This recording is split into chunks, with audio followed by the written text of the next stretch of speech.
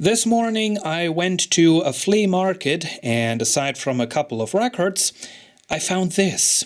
The Sony model TC-229SD stereo cassette deck from 1976. It does not work at the moment. It is going to need some repairs. I will talk about that later on in this video.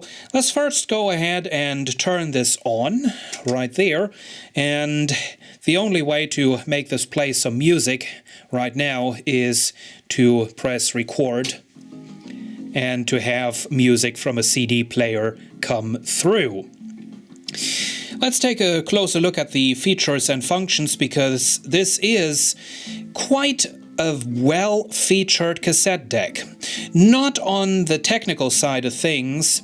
It is only a single capstan 2-head cassette deck. It does have 2 motors though, but it does have a lot of features and functions. So let's start over here. We have obviously a power switch. We have the timer switch. Never saw that before. The record position actually has an indicator light. We have a headphone output with separate volume control. We have the function buttons down here, and as you can see, aside from the stop button, all of these buttons do have an indicator light in them. We have the eject button, we have a counter with memory function. You can either have it so that it starts the playback when it reaches the 0 position, or that it just stops when it reaches the 0 position. We have a Dolby right there with its own indicator light and with a position where it turns off the multiplex filter. Down here we have a line out volume control.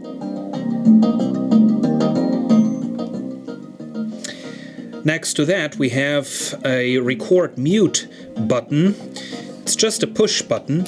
Not sure if you can hear that. This does have a very high quality sound to it. Should probably stop the deck. That sounds pretty good.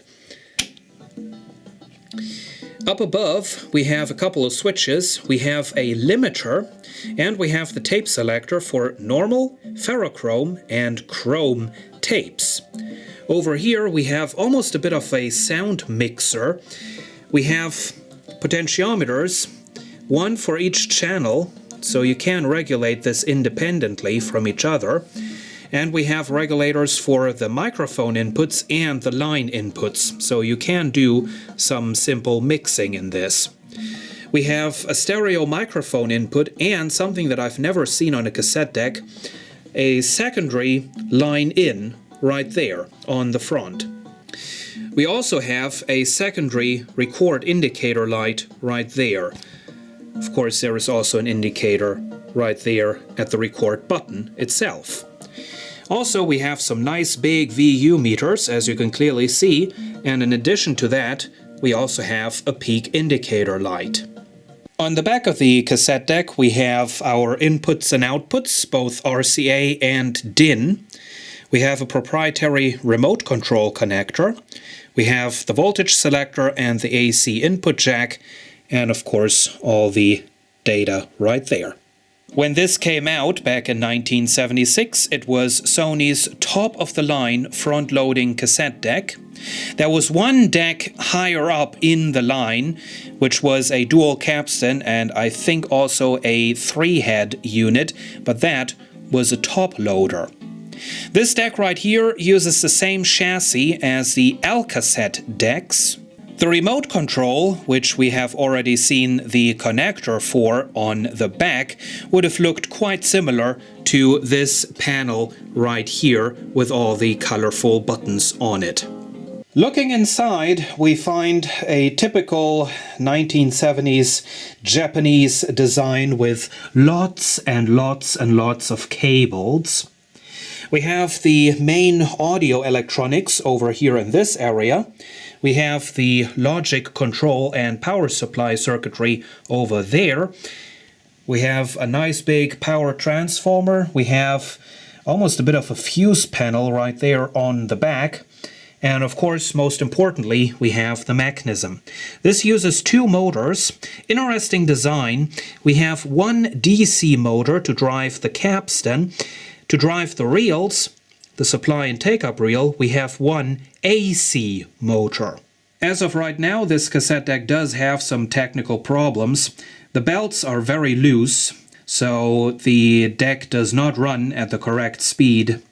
And the idler wheels are all bad.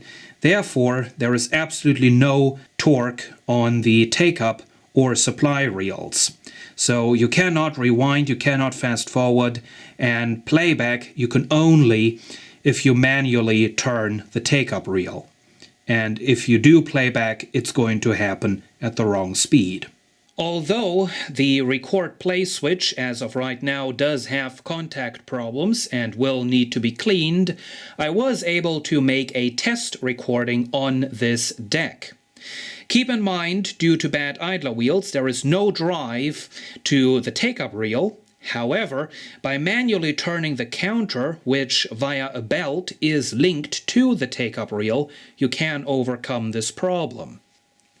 Also note the incandescent light bulb as a function indicator down there. Solenoid. There is silence. Erase works.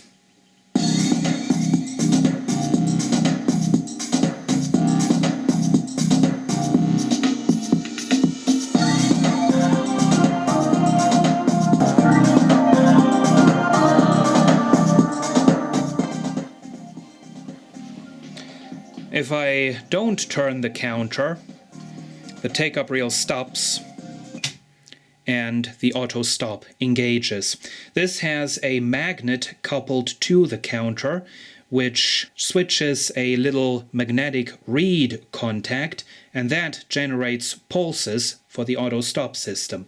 If the tape is not turning, or much rather if the take-up reel is not turning, then there are no pulses and the deck will turn off. Another problem that is quite minor is the soft eject. It is quite noisy. Thank you for watching.